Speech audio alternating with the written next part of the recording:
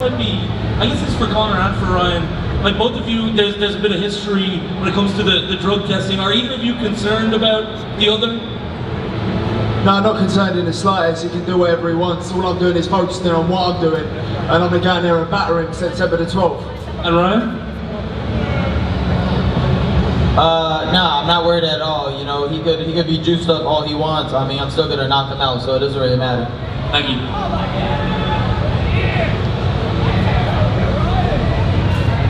Alright, who's got the next question? Hey, how are you guys? My name is Sir Wilkins from the Job and Tears podcast. My question is for Hitchkins. First of all, Sak Passe, how you doing, brother? Sak Passe, how you doing? What's going on? What does it mean to be at home in MSG with Dana White promoting your fight and you're undefeated? How does that feel right now? It felt great, you know. It felt like a dream come true being back at home at MSG with Dana White being my promoter. I feel like this is a long time coming. You know, Dana, when we first met, the first thing he told me that, you know, obviously he showed his interest, how much he believed in me, and making sure that by the time in this whole journey that by the time in New York City, I won't need no reservation to go anywhere. That was the exact words he said to me, and that showed me how much he believed in me, and just trying to take my career to the furthest level I can. So it starts July 26th, and I think the building's gonna be crazy. We got my brother Edgar Berlanga on the card with me, and I'm gonna start it off, and he gonna end it. All right, this question's for Dana. Mr. White, what made you decide to start this promotion?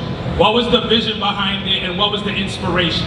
Well, I've been talking about boxing for a long time and things that I thought, you know, sport that I love. I wouldn't be here today if it wasn't for boxing. And, you know, a lot of things that I thought could be done better and fixed and changed. And to be honest with you, a couple years ago, I met Shake Turkey, and I probably wouldn't have gotten into boxing if it wasn't for him. He sort of dragged me into this thing, and now that we've got rolling here, I love it. I love what we're building here. I love what we're doing. I love the guys we're doing business with, and I'm having a lot of fun. Thank you so much. Congratulations to all the fighters on stage. Good luck. Thank you, sir. Go ahead. Who's got the next question? This is Matt Welty from Complex. Question for Conor Benn. Ryan says he's going to steal your aura during the fight. How do you feel about that? No, I mean, listen, he's like a big child. He's like a spoiled brat. Throws his toys out of the pram on social media, throwing little tantrums. I'm not really too concerned about this little influencer to my right. He ain't a fighter. He can say whatever he wants. It ain't gonna make no difference come September the 12th. Proven. Yeah, 12-round war, proven. I don't quit, I don't stay down. He's not gonna make it 12. He's not gonna make it to 12. There's not gonna be a 12-round war. I promise you that. I don't stay He's not down good enough. Look at his hair, bro. He's looking for attention. Look at his hair. He's looking for attention. He ain't gonna make it past 12. I promise you. This not be a 12-round war. He's not good enough. He's not good enough to beat me. You think this man's gonna beat me? You think I'm gonna let a guy from the UK come here and beat me and take my belt? You lost your mind. Listen, Ryan. Calm down, you're having one of them little episodes. Calm down. I know you're getting all excited. I know you're getting all excited, but I'll come over there and smack them glasses straight off your face. You understand? You understand? I'll come over there and smack them glasses straight off your face. That's what I'll do. Sitting there. You won't do shit. I promise you won't do shit. I promise you won't do shit.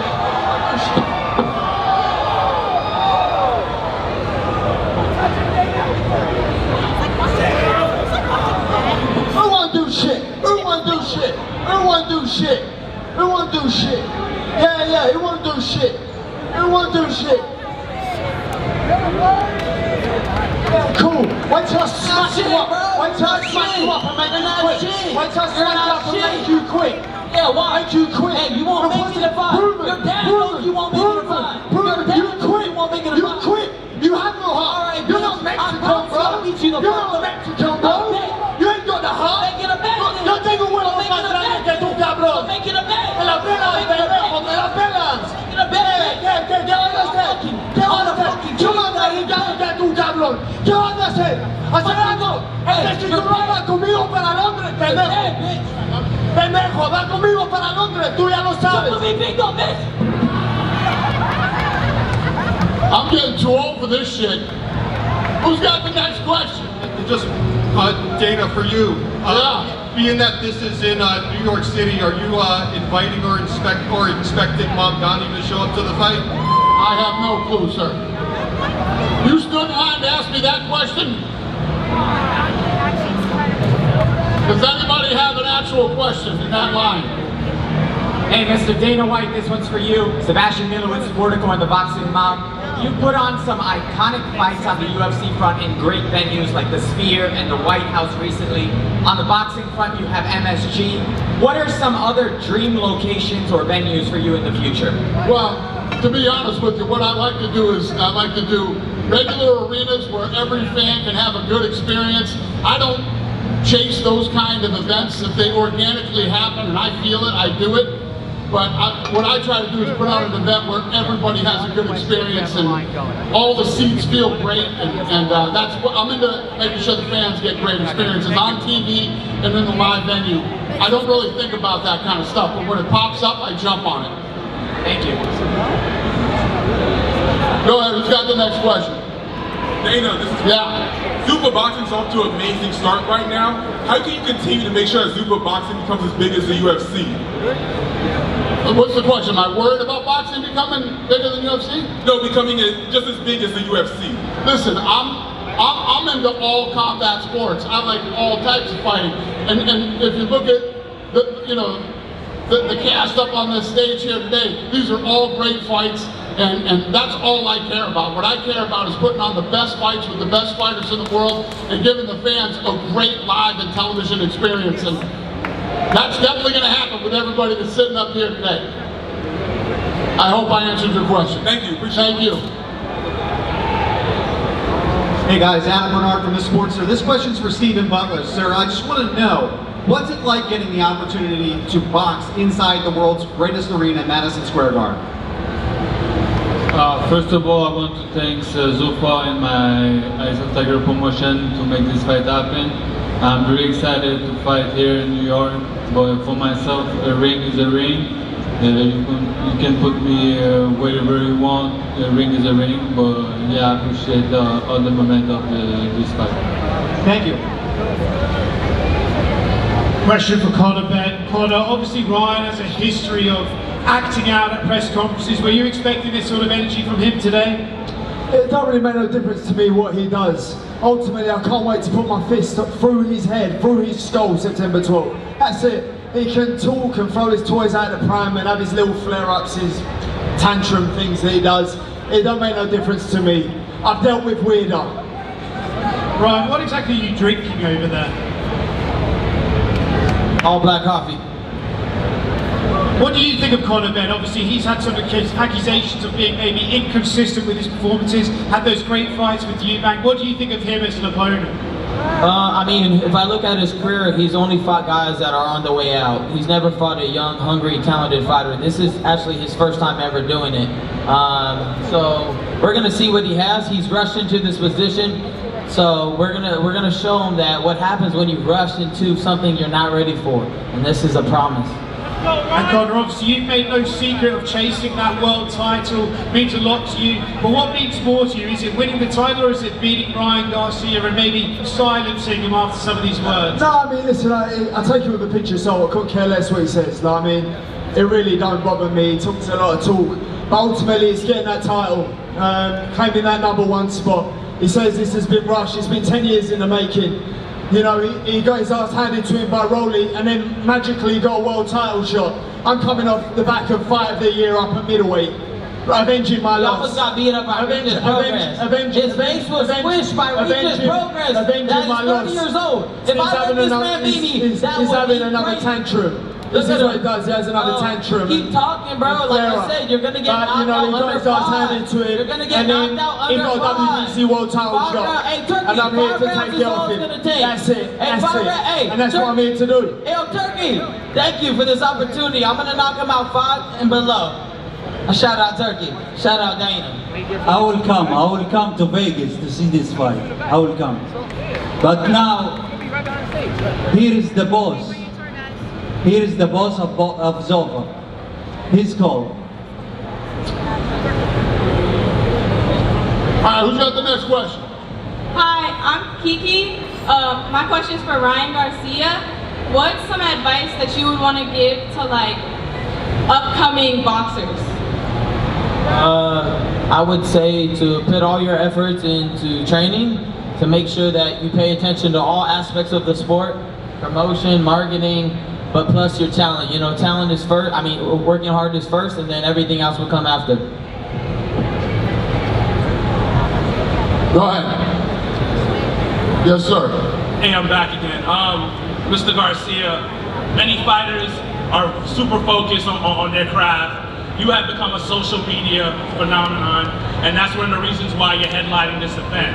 But many people will argue social media has been a distraction for you, especially for this upcoming fight. And you're going up against a guy like Ben himself. Do you think that your mindset has been right for this fight? Oh yeah, 100%. I mean, they've been saying that my whole career. Worried about social media. I mean, this is nothing new. I'm not worried about if I stream, if I don't stream. I mean, that's not even in the back of my mind at all. All right, this last question is for Salas. How are you, brother? You're one of the least known fighters in this whole card. How do you feel about coming into this, and do you feel you have something to prove tonight? Well, not tonight, but July 26th. Salas, él dice que tú eres uno de los boxeadores menos conocidos en esta cartelera. ¿Qué tú crees de cómo vas a salir tú en esta pelea? Bueno, primero que nada, muchas gracias a toda la gente que está aquí presente en Nueva York. A Dana White, muchas gracias por esta gran oportunidad que se presentó en mi carrera. Y pues sí, como lo dices, creo que soy uno de los boxeadores de la cartelera menos conocido, pero después de esta pelea se va a saber de Ricardo el Mágico Salas. Va a ser una gran pelea esa noche. Okay, he says that thank you very much for your question. He knows that he is one of the less known fighters in this contest, but he says that he is going to show what Mexico is made of, and he is going to surprise people here in this fight. So, final question, Hitchkin, you just heard what he just told, what he just said. Now, do you feel the pressure? You're undefeated. Is this going to be your first loss at your hometown? He said what? He said he's going to surprise a lot of people. I mean, that's what he's supposed to say. When we get in there and the fists start flying, we're going to see what he's about. I know what I'm about. I've been here before. And there's no point in talking. We both here. It's time to fight. We're a few days away, and we're going to make it happen. And I believe in myself. He believes in himself. And it's going to give a great fight for the fans. Do you feel more comfortable at your current weight? Because we know you came back from 140. Yeah, I feel super comfortable at this weight. This training camp haven't been about, losing weight, having to, do extra miles and run 10 miles and doing the necessary work just to make a weight class. I'm way more comfortable, and I've been focused on just Ricardo Salas. And July 26th, we're gonna get we're gonna get the fans a great fight. I'm excited to be back home in New York City, and that's what it's about, competing against the best. And they said Ricardo Salas is the guy to bring out the best of me. We'll see next week. Go ahead. How you doing, guys? My question's for Berlanga. How excited are you to be at Madison Square Garden next week? And are you excited to get that title shot later this year? Well, I'm excited, man, to be performing once again at Madison Square Garden. Shout out to Dana White, shout out to Zuffa, shout out to Keith Conley for making this fight happen, man. I'm excited, to be headlining once again in my city, Madison Square Garden. And for world titles, man, first and foremost, I gotta get ready, be locked in on this dude on the 26th, you know what I mean? Handle my business, and then we look forward to chasing those titles. And one more question, more of a generalized question. You guys are here at Fanatics Fest. There's so many big things going on. How does it feel to have this spotlight on all of your talents? Can you speak a little bit louder? Yes, so to be here at Fanatics Fest around so many big different companies, how does it feel to have this spotlight and all the great things you guys do?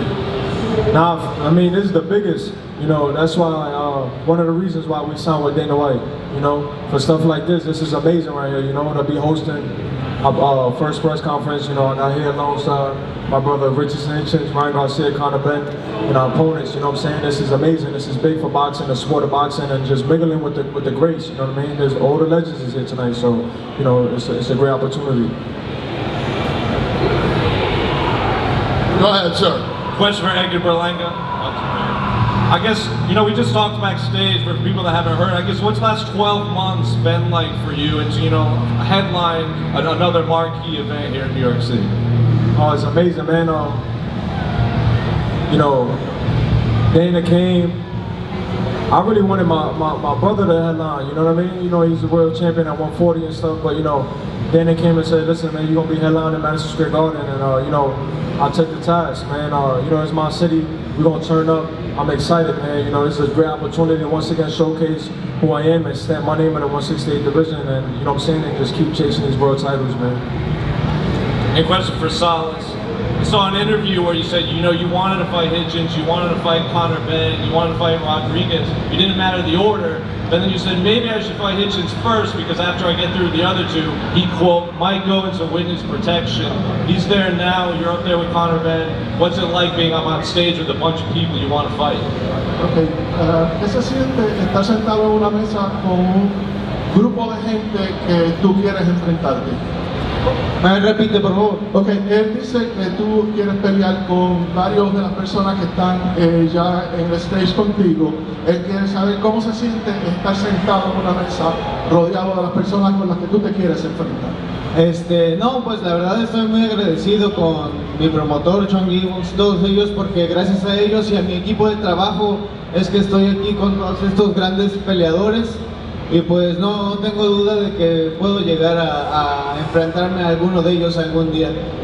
He's just thanks his management team, the fact that he's sitting here at the table with some people that he wished that he could fight, and he says that he hopes that he could fight some of them sometime in the future. This last one for Ryan Garcia. We saw that clip of you talking to Adrian Broner. You said 147. I don't think Conor's gonna make it. You're up there with him now. How does the energy feel with it? I mean, I'm just basing that off of him not struggling to get down to 149. You know, he didn't look too well at that weight, so to go an extra 2 pounds seems like it would be tough. His trainer did say that he only had, what, 5 to 6 weeks, so that might change things, but he didn't look too good at 149 pounds. That's why I said that. Thank you. All right, we're going to rip this stuff out of here and do some face-offs. Thanks for showing up. We appreciate you, New York. We'll see you soon.